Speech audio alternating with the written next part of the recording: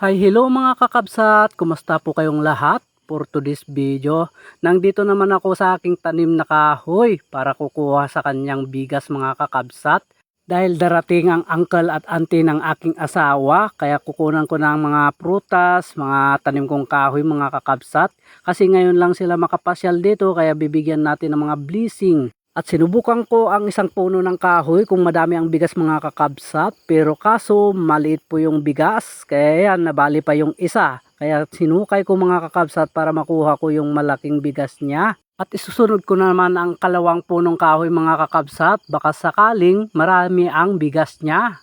Ayan ay sinubukan ko ng bunutin mga kakabsat, baka sakaling mas madami po ang kanyang bigas. Pero konti ata kasi napipil ko na hindi mahirap bunutin mga kakabsat. Pero okay na din yan mga kakabsat, basta importante may bigas po ang aking tanim na kahoy.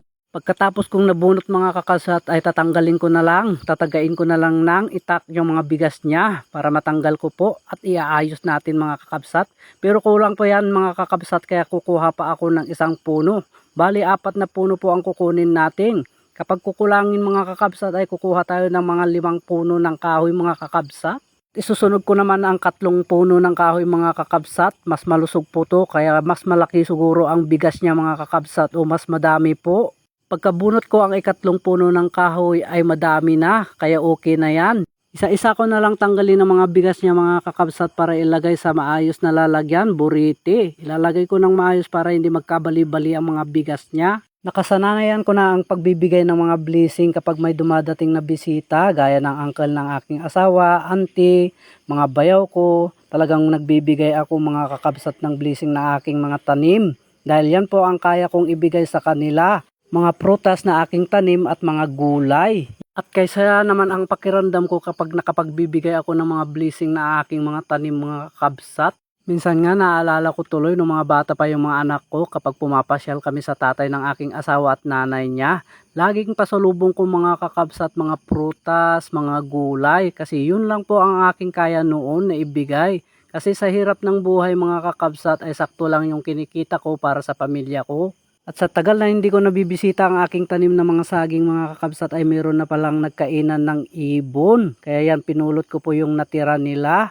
Bali 4 na bulig po ang aking kukunin na latundal para ibigay sa tito at auntie ng aking asawa, pati na din ang bayaw ko. At ayan na nga mga blessing na aking naani sa aking tanim na saging at kahoy. At ako'y nagpapasalamat sa Panginoong may kapal dahil pinagpala niya mga tanim ko, laging may ani. At ayan na nga'y kumuha pa ako ng pusong saging at bunga ng aking mais mga kakabsat para may ilaga sila at dingdingin. Pagkalipas ng ilang oras lang mga kakabsat ay dumating na po ang aming bisita, yung tita ng aking asawa, uncle niya at yung binan ko.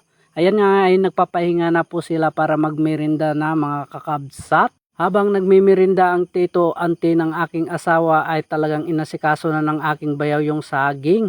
Bali sasapadin niya lahat para mas maganda ang pagkakalagay niya sa sako. Para mas maayos na ilalagay nila sa sasakyan kapag naisako-sako o nasapad. Pagkatapos niyang nasapad ay kumukuha para sila ng dipig, tanim ng aking kapatid. Yang nga nakaalalay po sila para hindi bumagsak sa lupa. At pagkakuha nila ay muli na namang sinapad-sapad ng aking bayaw para ilalagay din sa sako. Pagkatapos na nasapad ng aking bayaw yung dipig ay linalagay niya sa sako, inaayos niya, pati na din yung mais na nakuha ko. At dahil may trabaho ang aking bayaw at uncle ng aking asawa ay hindi sila magtatagal. Mga ilang oras lang na mag-stay sila mga kakabsat dito at uuwi rin sila kasi may kanya-kanya silang trabahong naghihintay. Habang nagpapalipas sila ng oras ay pinasyal muna ng aking hipag sa loob ng kanilang bahay, sa terrace at sa ibaba ng kwarto nila. At habang ang aking asawa ay sinamahan ng kanyang uncle para magpahinga sa kwarto para may lakas sa pagdra-drive mga kakabsat. At dito na nagtatapos ang aming maikling kwento mga kakabsat. Salamat po sa inyong panonood. God bless you all po at bye bye na po. See you next vlog.